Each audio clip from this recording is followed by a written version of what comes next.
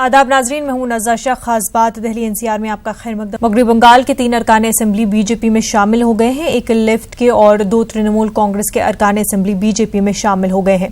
50 से 60 काउंसलर ने भी बीजेपी का दामन थाम लिया है। तृणमूल कांग्रेस के लिए बड़ा झटका माना जा रहा है।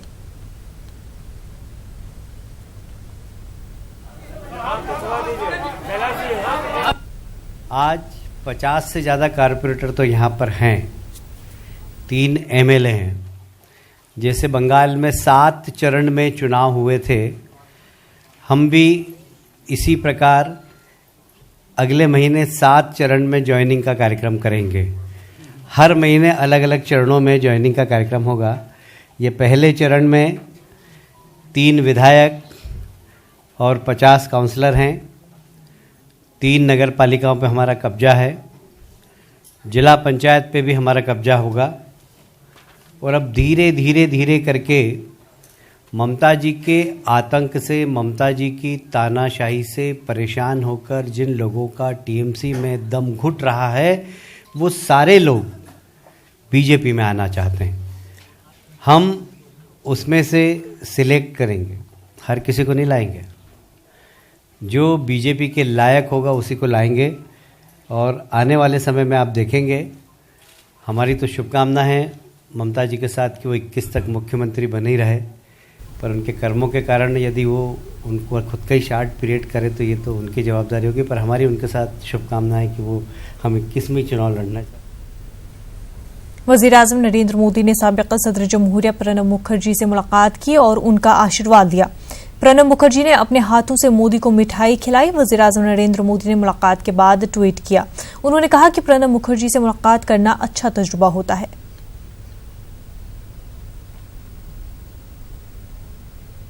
जुमेरात को होने वाली नरेंद्र मोदी की हलफबरदारी तकरीब में बिमस्टेक मुल्कों के लीडरों को मदऊ किया है। हुकूमत की पड़ोसी पहले पॉलिसी को पेश नजर रखते हुए खलीज बंगाल के अतराफ के मुल्कों के लीडरों को मदऊ किया गया है। बिमस्टेक में हिंदुस्तान के अलावा बांग्लादेश, भूटान, नेपाल, श्रीलंका, म्यांमार और थाईलैंड शामिल है। पाकिस्तान इस तंजीम का हिस्सा नहीं है। जुमेरात की शाम 7 बजे राष्ट्रपति भवन में हलफबरदारी तकरीब होगी, जिसमें नरेंद्र मोदी और उनकी काबीना के अरकान हलफ लेंगे। 2014 में जब नरेंद्र मोदी पहली बार वजीर आजम बने थे तो उस वक्त हलफबरदारी तकरीब में सार्क ममालिक के लीडरों को मदऊ किया गया था।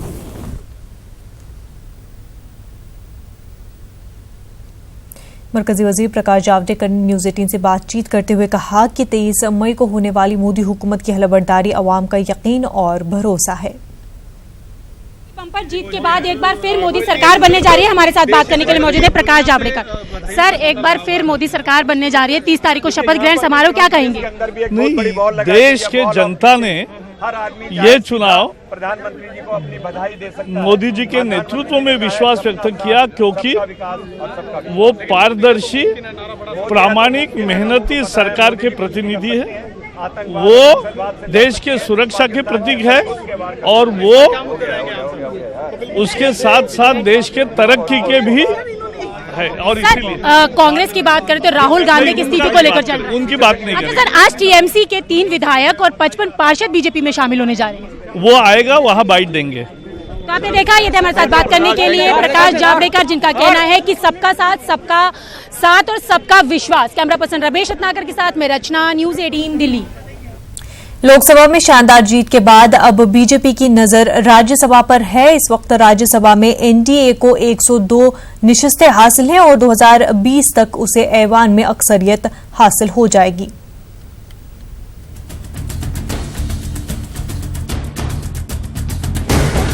आम इंतखाबात में शानदार कामयाबी के बाद अब बीजेपी की निगाहें राज्यसभा पर टिकी हुई है। इस वक्त राज्यसभा में एनडीए के 102 अरकान है और इम्कान है कि 2020 में इसे ऐवान बाला में भी अक्सरियत हासिल हो जाएगी।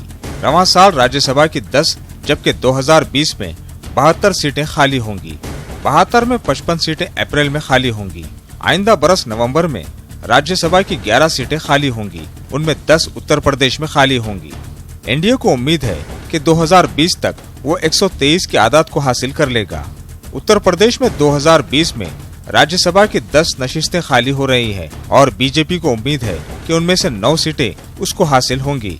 और अगर जेडीयू AIADMK और शिवसेना की सीटों को जोड़ दिया जाए तो 2020 तक 123 के जादुई हिंसे को आसानी के साथ पार कर सकती है। इसके अलावा कई और जमातें ऐसी हैं जो इस मामले में एनडीए के साथ जा सकती हैं, जिसमें TRS, BJD और YSR कांग्रेस जैसी जमातें शामिल हैं। राज्यसभा में एनडीए की मौजूदा position: BJP 73, AIADMK 13, JDO 6, Akali Dal 3, Shiv Sena 3, नामजद 3 और RPI 1। आने वाले दिनों में कई रियासतों में असेंबली इंतखाबात हैं, जिनमें महाराष्ट्र, हरियाणा और झारखंड काफी अहम तस्वुर किए जा रहे हैं। तीनों रियासतों में बीजेपी की हुकूमत है और इन रियासतों में मिलने वाली सीटों पर राज्यसभा की सीटें भी मुनस्सिर करेंगी। 123 के आदाद को हासिल कर लेने के बाद बीजेपी को अपने एजेंडे को आगे बढ़ाने में मदद मिलेगी। राज्यसभा में कई बिल इल्तिवा में हैं, इन्हें पास कराने में इसे आसानी होगी, जिनमें 3 तलाक bill, motor vehicle act, citizenship, हुसूल अराजी बिल काबिल जिक्र हैं। Bureau report, news 18 Urdu. आम इंतखाबात में करारी शिकस्त के बाद कांग्रेस में खलबली मची हुई है। राहुल गांधी ने CWC में इस्तीफे की पेशकश करके सबको हैरान कर दिया। राहुल अपने मौक़िफ़ पर कायम है। हालांकि पार्टी ने उन्हें अगला सदर मुंतखब किए जाने तक कामकाज देखने को कहा है। इस बीच कांग्रेस में रूठे राहुल को मनाने की कोशिशें की जा रही है। उनके घर पर मुलाकात करने वालों का ताना बना लगा हुआ है। सचिन पायलट, प्रियंका गांधी और रणदीप सुरजेवाला ने राहुल गांधी से मुलाकात की है।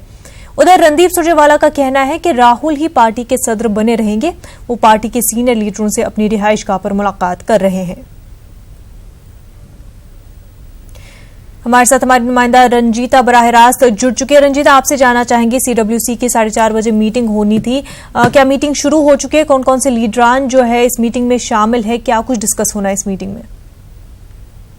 मुनज़्ज़ा, खबर को जरा दुरुस्त किया जाए। वर्किंग कमेटी की बैठक नहीं बल्कि राहुल गांधी अपने आवास पर अलग अलग समय में अलग अलग बड़े बड़े नेताओं से मुलाकात कर रहे हैं। मुलाकात इस सिलसिले में नहीं कि आखिर 2019 की हार कांग्रेस की कैसे हुई है, बल्कि इस सिलसिले में है कि आखिर राहुल गांधी को मनाया कैसे जाए। क्योंकि वर्किंग कमेटी की बैठक जो शनिवार को कांग्रेस मुख्यालय में हुई थी, उसमें राहुल गांधी ने अपने इस्तीफे की पेशकश की और लगातार नेताओं के दबाव के बावजूद भी राहुल गांधी अपने स्टैंड पर कायम है। अब भी इस बात पर अड़े हुए हैं कि वो अध्यक्ष पद पर नहीं रहेंगे। दूसरी जिम्मेदारी पार्टी उनको जो देगी उस जिम्मेदारी को बखूबी निभाएंगे। लेकिन कांग्रेस अब अपने लिए नए अध्यक्ष का चुनाव कर ले, जल्द समय रहते नए अध्यक्ष का चुनाव कर लिया जाए। सवाल ये अब मुनज़्ज़ा कि कांग्रेस पार्टी 2019 के हार से भी कुछ सीखने को तैयार नहीं है, बल्कि पूरी पार्टी इस बात पर जोर दे रही है कि किसी तरह से राहुल गांधी का इस्तीफा रोक लिया जाए। और राहुल गांधी का इस्तीफा रोकने से कई बड़े नेताओं की भी सिरदर्दी कम होगी, क्योंकि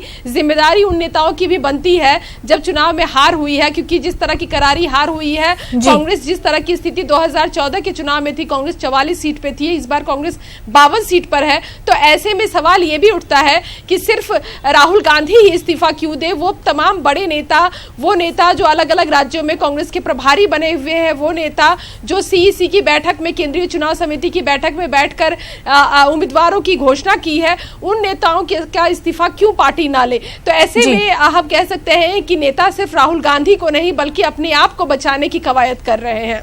बिल्कुल रंजीता, और जिस तरह से राहुल गांधी जो स्ट्रैटेजी रही है उनकी, जो कि कामयाब नहीं हुई, उनकी लीडरशिप कामयाब नहीं हुई, उसकी जिम्मेदारी लेते हुए वो इस्तीफा पेश कर रहे हैं। तो कांग्रेस क्योंकि हिचकिचा रही है उनका इस्तीफा कबूल करने में, बल्कि उनको करना ये चाहिए था कि अब कोई और ऐसा इंसान जो कि ज्यादा बेहतर तरीके से एक स्ट्रैटेजी कायम कर सके, उसकी खोज में निकल जाए। लेकिन यहाँ पे सिर्फ राहुल को मनाने में ही लगे हुए हैं। हालांकि शशि थरूर का भी बयान आया था, एक तरह से उन्होंने कहा था कि वो तैयार है अगर उनको जिम्मेदारी दी जाए। क्या ऐसी किसी भी ऑप्शन पे गौर नहीं किया जा रहा है? देखिए, फिलहाल मुनज़्ज़ा कांग्रेस पार्टी इस कह सकते हैं कि इस खुमारी से निकलने को तैयार नहीं है कि गांधी परिवार के अलावा भी कांग्रेस में कोई उम्मीद हो सकती है, कोई अलग चेहरा हो सकता है। लगातार नेता से लेकर कार्यकर्ता, आपको पता होगा कि कुछ दिन पहले एक कार्यकर्ता ने खून से पत्र लिखकर राहुल गांधी को ये कहा था कि राहुल गांधी अध्यक्ष पद पर बने रहे। वही तमाम जो दूसरे नेताओं की बात करें, कांग्रेस पार्टी से अलग लालू प्रसाद यादव का ट्वीट आया था आज, जिसमें उन्होंने कहा था कि राहुल गांधी का अध्यक्ष पद से इस्तीफा देना कहीं ना कहीं आत्मघाती फैसला होगा कांग्रेस के लिए। रजनीकांत ने अलग प्रतिक्रिया दी है कि राहुल गांधी को अध्यक्ष बने रहना चाहिए, लेकिन ये पूरी जो कवायद है वो कहीं से भी इस ओर नहीं कि कांग्रेस पार्टी की इस हार के लिए अब पार्टी आगे किस तरह से काम करेगी, इस हार से क्या सबक कांग्रेस पार्टी सीखती है। सिर्फ पूरी की पूरी लड़ाई और पूरी की पूरी जो समीकरण है, नेताओं की मैराथन बैठक है, नेताओं का दिल्ली में आने का सिलसिला है, वो सिर्फ इसलिए कि राहुल गांधी को किसी तरह से मना लिया जाए, क्योंकि राहुल गांधी के इस्तीफे के बाद वर्किंग कमेटी भंग होगी और तमाम जो नेताओं को जिम्मेदारी दी गई, चाहे हम युवा चेहरों की बात करें या फिर वो नेता जो सोनिया और इंदिरा के समय से कांग्रेस से जुड़े हुए हैं, वर्किंग कमेटी में सदस्य हैं, वो सभी नेताओं की छुट्टी हो सकती है। बिल्कुल रंजीता, बेहद शुक्रिया आपका तमाम तर तफसीलात के लिए। आगे बढ़ते हैं। अदाकार और सियासतदार रजनीकांत ने जहां एक तरफ पीएम मोदी की तारीफ की, उन्होंने राहुल गांधी के इस्तीफे पर भी बयान दिया है। उन्होंने कहा कि राहुल गांधी को इस्तीफा नहीं देना चाहिए, राहुल गांधी को साबित करना चाहिए कि वो काम कर सकते हैं। उन्होंने मजीद कहा कि जमहूरियत में अपोजिशन को मजबूत होना चाहिए। कांग्रेस लीडर शशि थरूर का कहना है कि राहुल गांधी और बीजेपी का हिंदुत्व अलग अलग है। उन्होंने राहुल गांधी और प्रियंका गांधी के सॉफ्ट हिंदुत्व की दबे अल्फाज में नुक्ताचीनी की। शशि थरूर ने साथ ही ये भी कहा कि वो लोकसभा में कांग्रेस की जिम्मेदारी अदा करने को तैयार है। फरीदाबाद में खाकी एक बार फिर सवालों के घेरे में है। बल्लभगढ़ के आदर्श नगर थाने का एक वीडियो इन दिनों वायरल हो रहा है, जिसमें एक खातून को बेलट से पीटा जा रहा है। वीडियो में 3 अफराद नजर आ रहे हैं, जिनमें एक पुलिस की वर्दी में है। इन पुलिस वालों के खिलाफ कार्रवाई की गई है।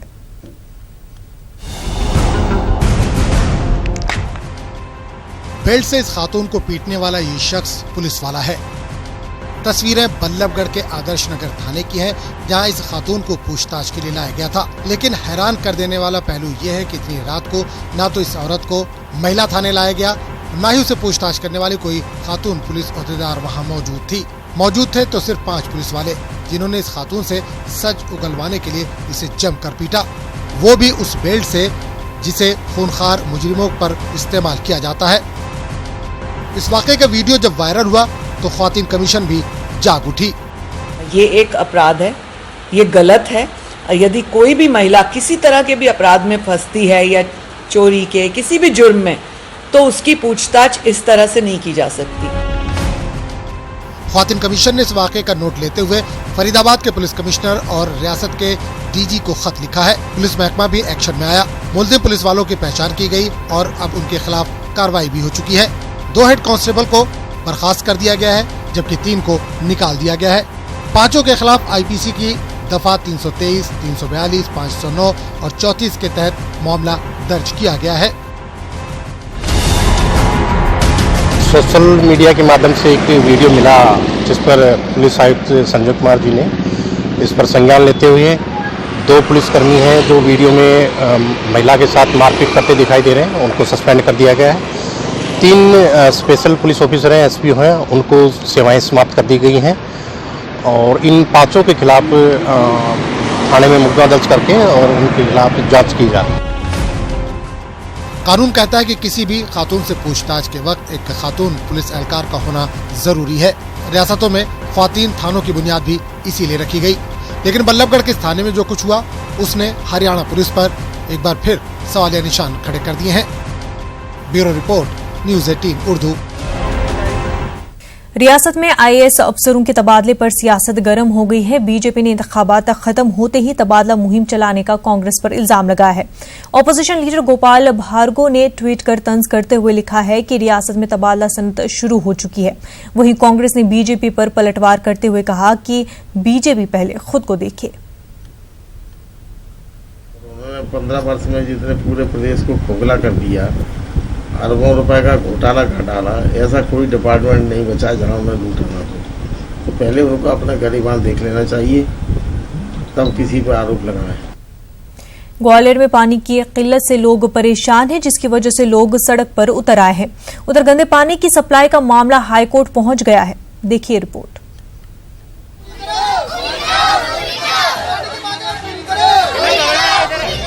खाली बर्तनों के साथ नारेबाजी करते ये लोग पीने के पानी के लिए तरस गए हैं। ग्वालियर के गोपालपुरा इलाके में रहने वाले तकरीबन 500 खानदान गुज़िश्ता कुछ दिनों से पानी की किल्लत से दोचार हैं। इन लोगों ने काउंसलर से लेकर रुकन असेंबली तक से गुहार लगाई, लेकिन नतीजा सिफर निकला।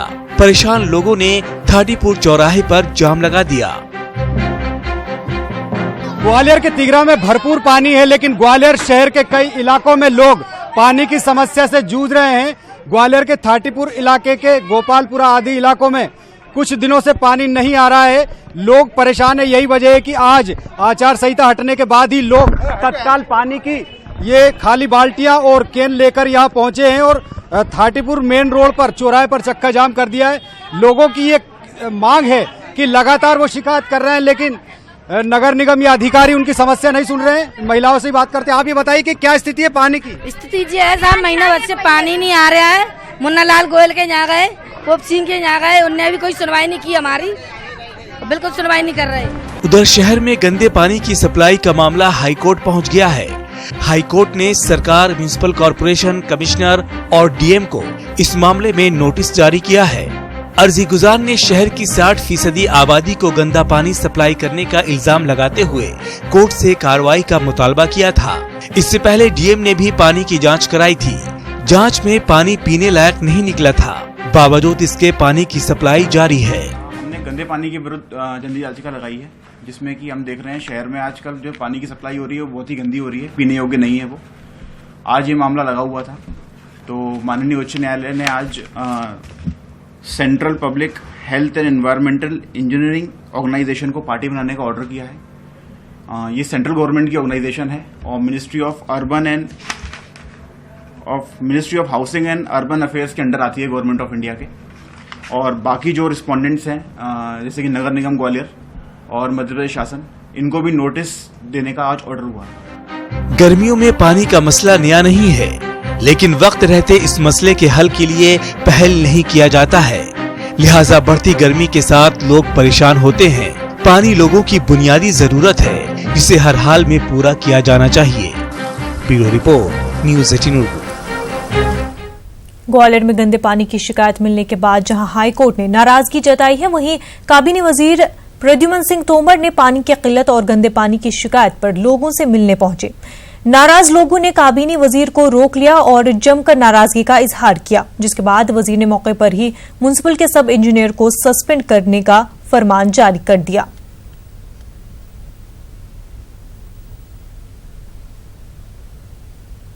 जैसे ही ये खबर आई कि गंदा पानी आ रहा है, उसके लिए नगर निगम के अधिकारियों के साथ बैठक की और निर्देश दिए, पर आचार संहिता लग गई। हम और सब कानून हाथ मेरे बंद गए।